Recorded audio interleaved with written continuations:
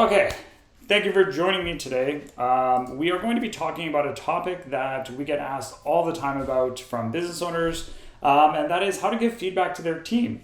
And to talk about that, we've brought in an expert, Michaud from Weird is Normal, the founder of this amazing company that does new leader training, is going to share some brief tips and tricks and entertain me by answering some of my questions about feedback on that side. So, Michaud, thank you for joining me and attending this chat. Yeah, it's my pleasure. Thanks for having me. Yeah. Michaud and I have been chatting about this for a while. It's something that he regularly sees as well on that side with new leaders getting promoted into a role. One of the hardest challenges is giving feedback to their team. Sometimes when especially going from a peer to a manager can be incredibly tough. But just wanted to cover some quick questions on this point. The point is to get through some really good thoughts on this and sort of toe the water, give some people some tips, and then we'll get into it at that point. So my first question on this side is, why is feedback so hard? Why do people struggle to do it? Yeah, there's a bunch of different reasons why it's hard, but one of the main reasons is that it's scary.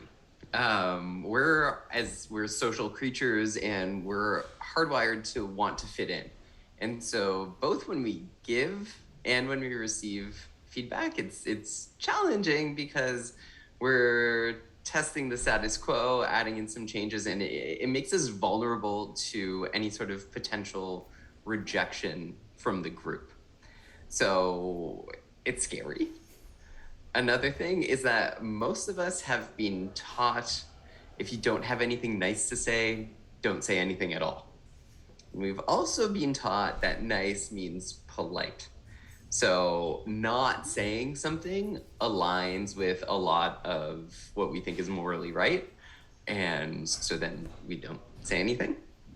And then the third point of why it's hard is that we don't know how to do it. Most of us have never been taught how to effectively, productively, and respectfully give someone feedback that will actually help them grow. Yeah, it's great on that side, and those are things that we see all the time too. And yeah, it's one of those things like, yeah, we were always taught, if you have nothing nice to say, exactly what you were saying there, where it feels awkward, and it sort of snowballs as you're having that conversation that you feel weird, they feel weird, you feel weird, they feel weird, and then it just boils over at that point, and it's not productive. So it's key to sort of... it turns into this like, no, never mind. Yeah, which to your point is not actually being nice to them, because feedback can be constructive and positive and help people. And there's benefits to doing that. So not giving that feedback is actually not necessarily being nice in some cases. So it's a weird struggle that we see all the time too. So I guess that leads to on that thought, we kind of touched on this a little bit, but how do you see people sort of getting feedback wrong and messing it up? All sorts of ways. Yeah, I know. It's a wide open answer. It is tremendously easy to give feedback poorly. Some of the main themes I see coming up consistently are that when we think it's about us. So we think that the point of giving feedback is to make our own lives better. So when we're giving somebody feedback, it's oriented toward how that person can change their behavior to benefit us instead of how they can change their behavior to benefit themselves. And in the same way that we really care about ourselves, the person we're talking to also really cares about themselves. And so if you want to orient it toward them instead of us.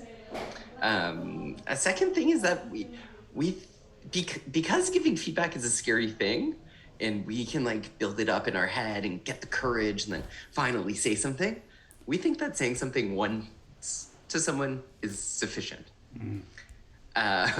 But likely what we've done is we've like sugar-coated whatever it is that we're saying and said it to someone in such a way that they don't actually know what the problem is, the magnitude of the problem, and what they can do to change it, yet we think that just by saying it once that they should know and that they should be acting on it, when in fact oftentimes we need to remind people of things, especially with behaviors, because they're so ingrained.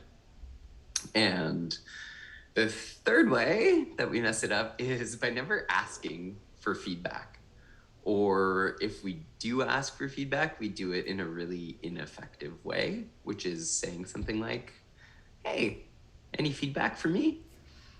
And the answer uniformly is either going to be nope, or someone's going to like unleash on you this like whole pile of stuff that they have that isn't actually directed toward what you were hoping to get feedback on.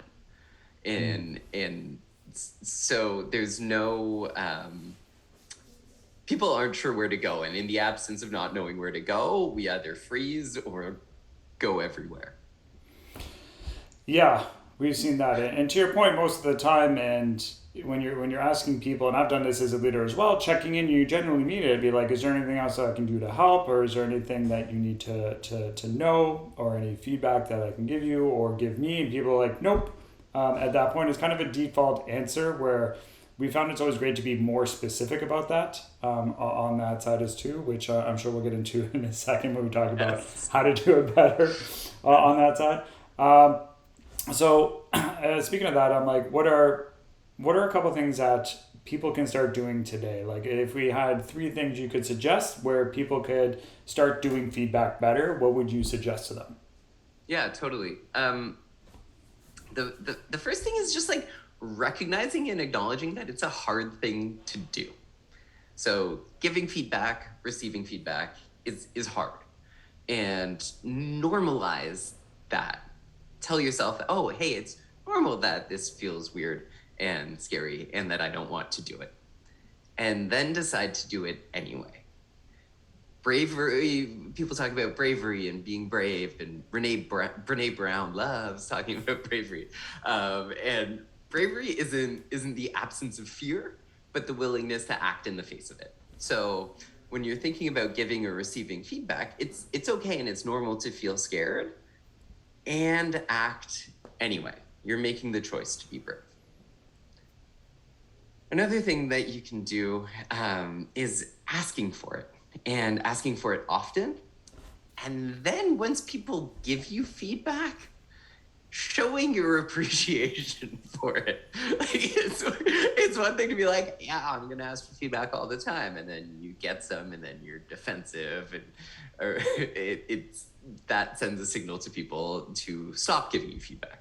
But if you're asking for it all the time, and then when you get it, you're thankful, gracious, looking people in the eye, giving these like signals of belonging, then it's much more helpful and much more likely to start creating those patterns.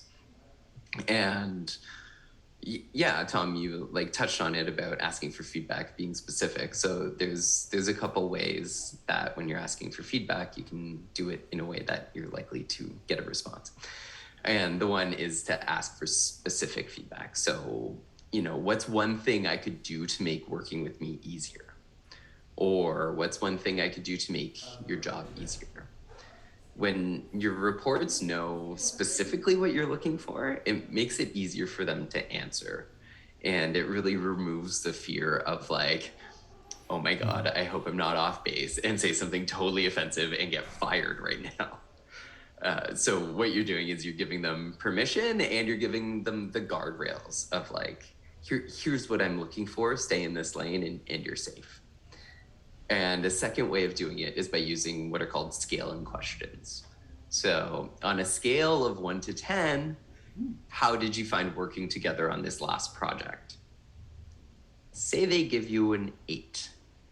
Then you move into one of those specific questions and say, well, what's one thing I could do to increase that number by 1? And so you're making a very clear ask, and you're asking the person to give like a single piece of actionable feedback. So you don't need this like litany of everything you screwed up. which I know when I work with people on things, there's all sorts of stuff they could say that I could do better, but you're just asking for that one thing that you can do to get 10% better. And then something else you can do is schedule in these moments to give and receive feedback in your weekly one-to-ones, and put that at the top of the agenda. It's something you do right away. Give some, share some, invite it, offer it, and then move through the rest of whatever you're doing, but get it out of the way first and normalize it so that it's in that practice. Mm-hmm. And then the last thing, I know you asked for 3, but a 4th one is to get people trained on how to actually structure the feedback that they're giving. So it's one thing to, say a bunch of stuff. It's another thing to make sure that it's structured in such a way that people can hear, that is oriented toward their growth, and that is structured in such a way that they can actually act on it. That's fantastic. Yeah, always happy to get an extra one on there as well. Yeah. On that, from like our perspective too, and what we've seen, where it is, you kind of build this culture of feedback at that point where it's normalized and it's accepted. And that's a big part of moving forward, especially when new people join the company. Their growth and seeing this as this is how things are done here is just fast tracked at that point on that side. And we've done it.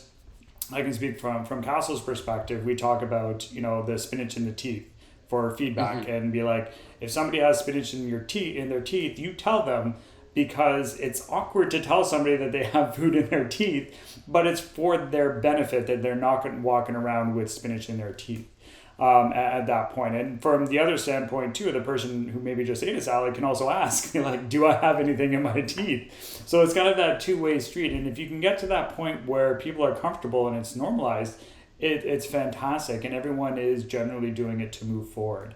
So yeah, really, really appreciate this, Michaud, and sharing on this side. And for those that haven't met Michaud, he's absolutely wonderful. Definitely have a conversation.